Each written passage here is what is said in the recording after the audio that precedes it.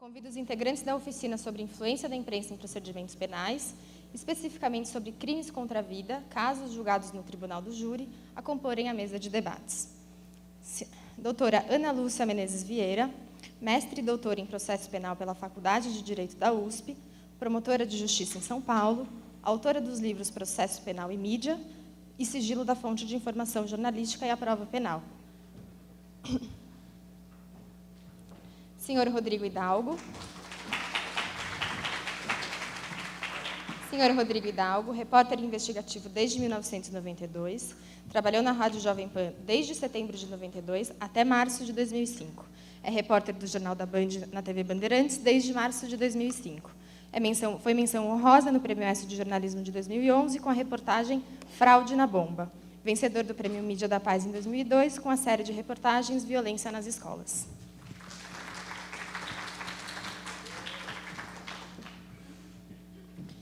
Senhor Valmir Salaro, jornalista com 35 anos de profissão, há 20 anos na TV Globo. Atualmente atua no programa Fantástico, já trabalhou também no Diário do Grande ABC, Folha de São Paulo, sucursal do Jornal do Brasil e na Rádio Jovem Pan.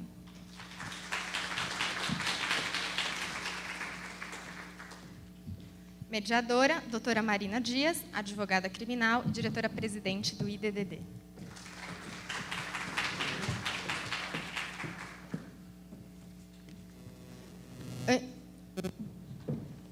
Antes de mais nada, a gente vai passar um vídeo que trata um pouco mais especificamente, traz alguns exemplos do tema que a gente vai debater nessa oficina e, na sequência, a mediadora da mesa, a doutora Marina Dias, vai conduzir as atividades. Muito obrigada, bons trabalhos.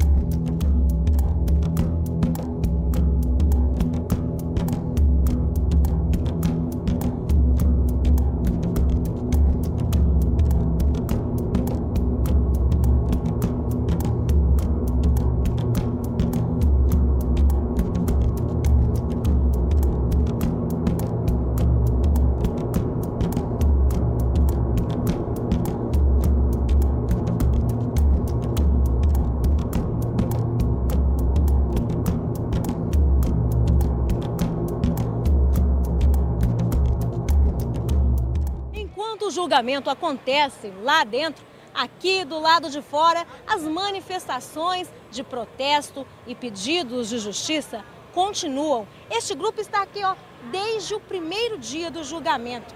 E para aguentar a vigília, eles vieram preparados. A dona Malvina vai me contar o que vocês trouxeram aqui para aguentar todos esses dias de julgamento, para conseguir manter essa vigília como vocês estão fazendo o tempo todo. Nós estamos dividindo. Quem pode mais, traz mais lanche para dividir com os colegas. Então, hoje nós temos frutas. Vamos ver, mostra pra gente. Olha, eles deixam aqui, gente, na frente do fórum, perto de uma árvorezinha aqui, em mochilas. O que é isso? Temos fruta, maçã, pera, panetone, copinhos descartáveis. Temos refrigerante, temos laranja, temos roupa de quem fica na rua, que não dá para estar em albergue, algum lugar. Aí não tem de guardar os seus pertences, então aqui tem o casaco, tem a meia, tem a escova de dente, tá tudo aqui,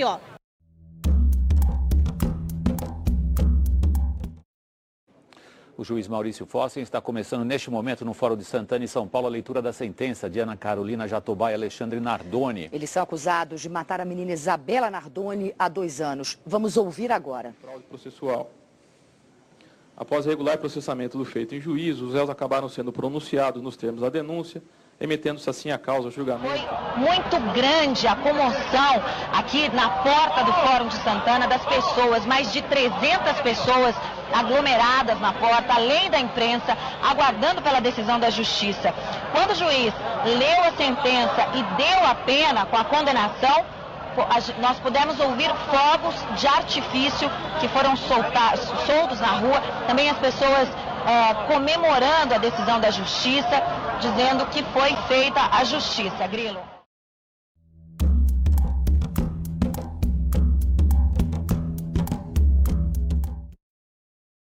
Lindenberg, tá tudo bem aí? Bem. Ô Lindenberg, somos um amigo da família, a gente queria saber se tá tudo bem, só isso. Bem. Lindenberg, é Luiz Guerra, tudo bem? Somos conhecidos da... Luiz Guerra. Sou da Sônia Abrão, repórter da Sônia Abrão, a gente só tá em nome da sua família, porque sua mãe está desesperada, a gente quer saber se tá tudo bem, só isso. Deixa eu falar um negócio pra você. Pode falar. É o do Luiz Guerra, como que você conseguiu o telefone daqui? Filho, depois a gente conversa isso, o importante é que a gente quer passar tranquilidade pra você. Tô perguntando, você vai me responder o que eu tô perguntando primeiro, por favor, tipo, não deixa nervoso não. Não, você não fica nervoso, a gente conseguiu o telefone através da nossa produção. Bravo, por que você conseguiu? Eu só quero saber, entende? A gente conseguiu com alguns parentes seus mesmo, tá? Exatamente. Tranquilo, velho? Não, fica tranquilo, velho. A gente vai entrar em contato com a polícia. A gente tá confiando em você, sabe que você é um rapaz de bem, que você não quer fazer nada de errado. Você é repórter, você viu o que aconteceu lá no Rio de Janeiro, lá naquele caso lá do sequestro do ônibus, né? Eu vi, eu lembro. Então, o cara foi pagar de bonitinho lá, o policial lá, só queria fazer as coisas precipitadas, atirar no cara, o cara atirou na mulher e matou a mulher, e aí? É isso que o policial quer, meu? Retomou essa história e nos próximos minutos, momentos, parece que ele vai se entregar. Ele só quer a presença maciça da imprensa, principalmente das emissoras de televisão, porque ele quer tudo registrado. A advogada de defesa Ana Lúcia Assad foi vaiada. Lá dentro do fórum, o dia foi marcado pelos confrontos ásperos envolvendo a advogada de defesa, a promotora e a juíza. Por diversas vezes, Ana Lúcia Assad disse que o direito de defesa estava sendo cerceado por decisões da juíza. Agora, Patrícia e Bonner, como mostrou o repórter Rodrigo Alvarez, o que chamou atenção nesse segundo dia de julgamento foi o comportamento da advogada de defesa, Ana Lúcia Assad. De forma agressiva, ela discutiu pelo menos 5 vezes com a juíza e com a promotora, registrou diversos protestos na ata do julgamento para provavelmente, depois do resultado e dependendo do resultado, entrar no Tribunal de Justiça com um pedido de anulação desse júri popular, alegando cerceamento de defesa. É do jogo, a gente vai ter que esperar para ver, viu, Patrícia?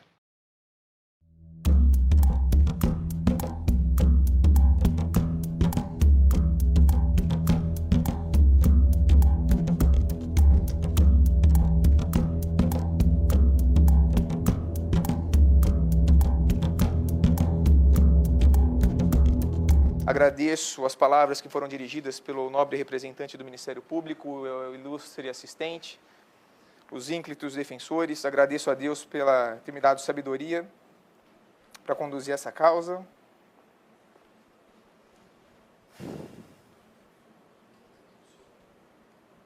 As partes, ao presidente do Tribunal de Justiça, assessoria de imprensa,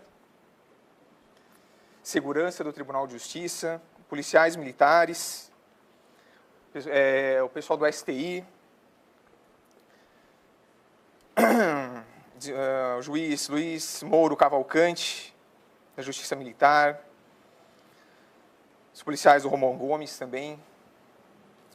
E, por fim, eu deixei os senhores da imprensa. Eu gostaria de agradecer os senhores. Eu tive um contato durante essa semana bem produtivo, aprendi muito com os senhores. E essa questão de respeito, ela tem que ser mútua, não só dos juízes, mas também dos senhores. E essa questão ela tem que ser tratada de uma forma mais transparente. Por isso que me levou a ter essa coragem de realizar esse julgamento nesse dia, para mostrar um poder judiciário diferente, contribuindo para esse estabelecimento da cidadania. O julgamento está encerrado, muito obrigado a todos, e estamos encerrados. Podem parar a gravação, por favor.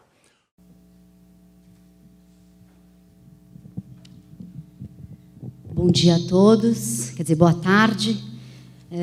Bom, a ideia de exibir esses programas televisivos era justamente que isso seja um ponto de partida para a gente trazer uma discussão importante sobre os temas que têm relação direta com a cobertura jornalística de casos criminais, especificamente de crimes dolosos contra a vida, portanto, os casos de tribunal do júri. Portanto, esse é um ponto de partida. Obviamente, a gente não vai ficar restrito a esses casos, mas é um pouco uma forma da gente rememorar algumas coberturas importantes nos últimos anos e que foram muito emblemáticas. Eu tenho algumas perguntas norteadoras. Eu vou primeiro fazer para a Ana Lúcia algumas perguntas mais do ponto de vista de um operador do direito. E depois eu lanço algumas perguntas, então, para os jornalistas, e aí a gente abre ao público, porque a ideia justamente dessa oficina é fazer um bate-papo, né? Então, a primeira pergunta que eu faço, eu vou fazer logo todas, e aí você se sinta à vontade de ir fazendo as suas ponderações, ou outras que deseja fazer. Há considerações jurídicas a serem feitas com relação aos casos apresentados?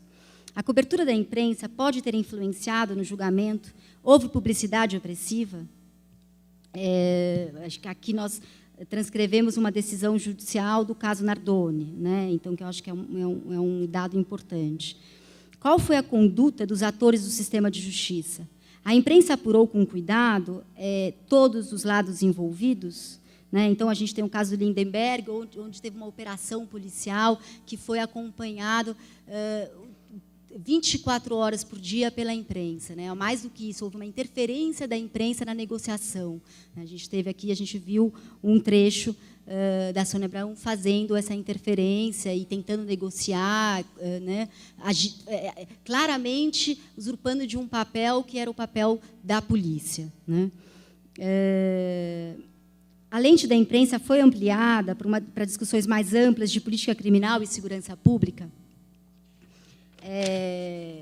A imprensa aproveitou o caso concreto para ampliar a discussão também de segurança pública e política criminal, né? Então, a gente tem aí algumas questões importantes, também no caso Lindenberg, que poderiam levar a discussões de segurança pública e que são extremamente importantes, né? É uma questão que a gente sempre tem colocado, a importância de se aproveitar um caso concreto, onde a imprensa está divulgando a investigação de um crime e ampliar a lente da imprensa para trazer discussões mais amplas, né? E, inclusive, dos atores do sistema de justiça, de funcionamento, enfim, é um pouco essa discussão que eu gostaria de ouvir a doutora Ana Lúcia responder, enfim, e fazer suas considerações. Gente, boa tarde a todos. Eu, antes de responder tantas perguntas assim, e tão abrangentes, eu vou pedir licença para pontuar algumas coisas. Eu pretendo trabalhar um pouquinho mais, de maneira bem rápida e de forma bem pontual, em relação à influência da mídia no processo do júri, no procedimento, especificamente em relação aos jurados, né? Será que essa divulgação, né, antes do julgamento, né, a respeito dos fatos, isso influencia ou não os jurados e, por consequência, acaba atingindo ou não o resultado do julgamento? Tá? Antes de começar, eu peço licença para ler uma pequena reportagem, não foi reportagem, mas foi quase que na página inicial lá do New York Times, a respeito do julgamento do Simpson, que em 1994 assassinou sua ex-mulher e o namorado dela.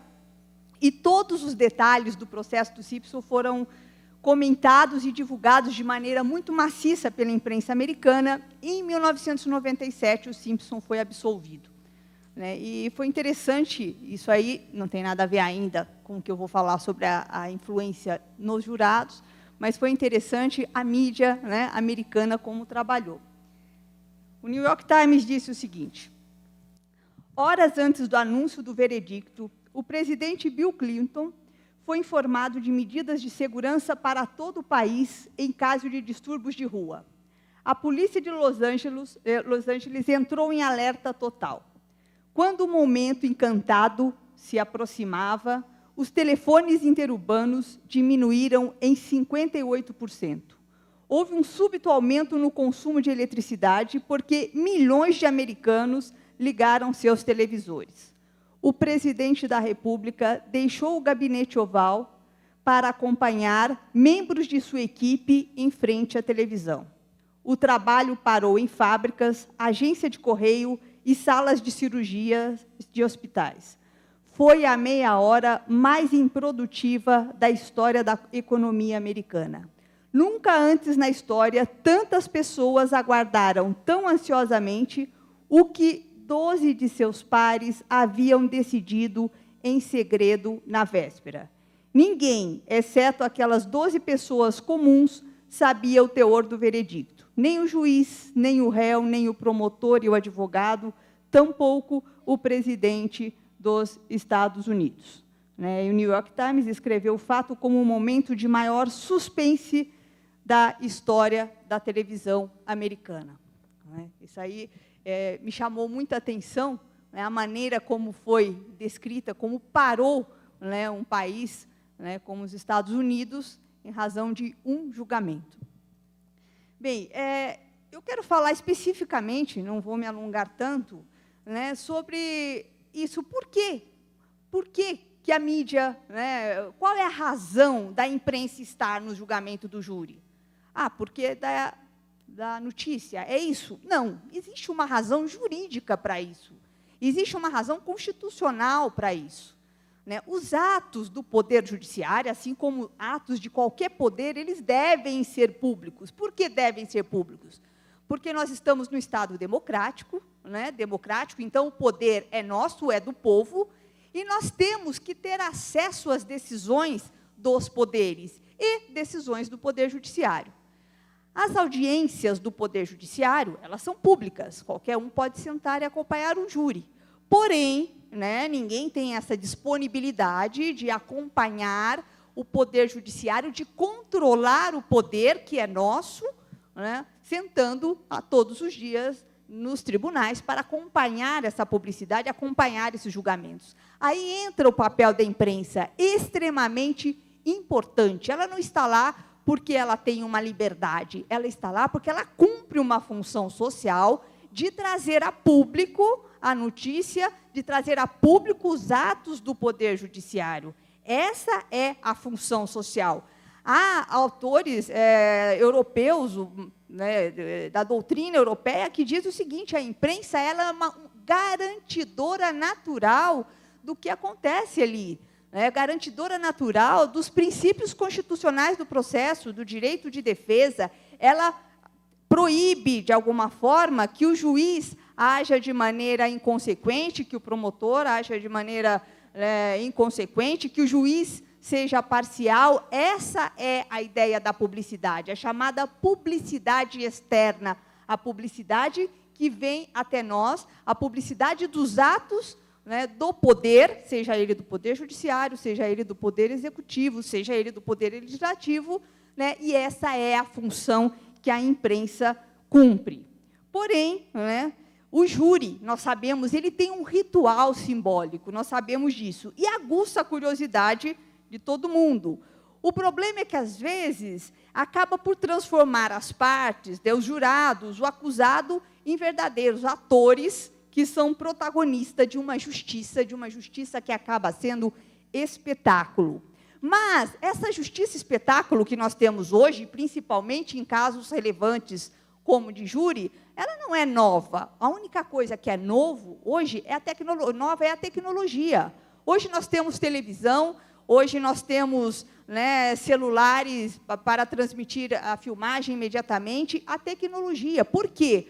Quando existia, né, os crimes praticados pelos servos, né, na época em que havia simplesmente os reis, as pessoas os criminosos iam para o cadafalso, iam para o palco, onde eles eram acusados e eram obrigados a dizer que eram culpados pelo aquele crime.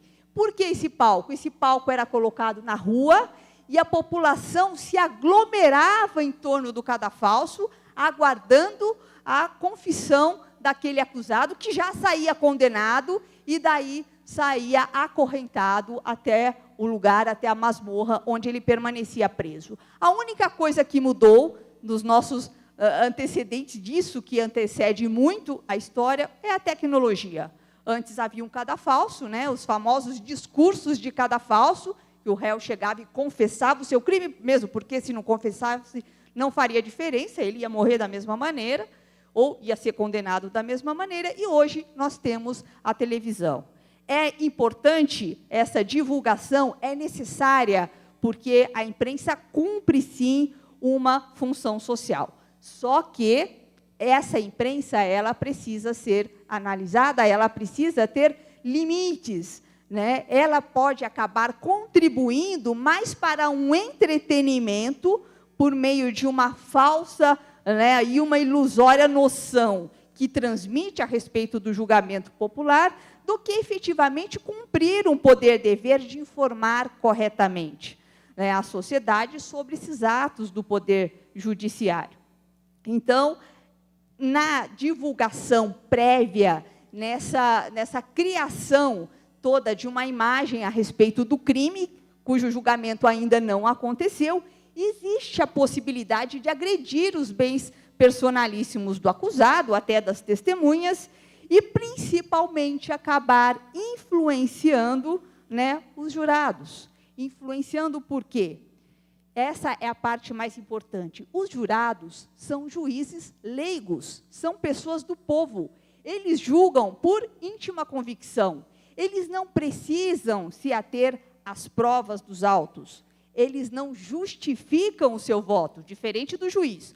O juiz togado, aquele concursado, ele pode até estar influenciado pela mídia, mas, ainda que esteja influenciado, ele não pode colocar julgo desta maneira porque a mídia disse isso. Não. Ele tem que justificar de acordo com as provas dos autos. E os jurados não precisam justificar de acordo com as provas dos autos. Muito bem, diante dessa maciça divulgação dos fatos que vão a julgamento, né, o que fazer? Proibir a mídia, então? Limitar a mídia, então, de publicar? De maneira alguma. Sabe? A liberdade de imprensa foi conquistada com muita dificuldade, com muito custo. Né? Ela é a mola propulsora de uma democracia. Né? Precisa haver limites? Sim, precisa haver limites. Né? Ainda não temos esses limites, mas é muito interessante o que eu vou observar a respeito de como se decide isso nos Estados Unidos. Como vocês sabem, nos Estados Unidos, a liberdade de imprensa é ampla, é geral, é irrestrita, de acordo com a emenda número 1. Né? Na Constituição americana, a liberdade de imprensa prevalece. Sempre. E o que se faz nos Estados Unidos? Existe a possibilidade de um julgamento parcial movido pela mídia? Bem, nos Estados Unidos, eles criaram situações dentro do Poder Judiciário. Como? Antes do julgamento, antes de ser formado o conselho de sentença, que são as pessoas que vão julgar, o juiz e as partes podem inquirir os jurados sobre diversos assuntos. Primeiro, eu vou interrogar os jurados, vou inquirir os jurados sobre os assuntos, inclusive para verificar se essas pessoas que vão julgar não estão, de alguma forma, já com um pré-julgamento, de alguma forma já criaram em suas cabeças aquele pré-julgamento, já formaram uma certa opinião a respeito dos fatos. É tão interessante que nos Estados Unidos, se eles percebem que aquelas pessoas estão, de alguma forma, influenciadas, eles chamam pessoas de outras localidades para analisar. Eles importam jurados de outras localidades para inquirir os jurados, para saber qual é o nível de conhecimento a respeito dos fatos que esses jurados têm. Vocês vão me dizer, mas isso é um absurdo, porque a televisão está aí ligada, todo mundo sabe. Não é um absurdo, né? Porque se perguntarem, na época, para mim, do caso Eloá, eu não tinha qualquer noção, eu sabia que estava em julgamento, mas o que estava acontecendo eu não estava acompanhando, mesmo porque eu sou da área jurídica, eu acabo sempre me atendo àquilo que é mais jurídico, que é técnico e está nos autos. Então, eu não me prendo àquilo que a imprensa está falando. Porém, a minha empregada me alimentava com as notícias.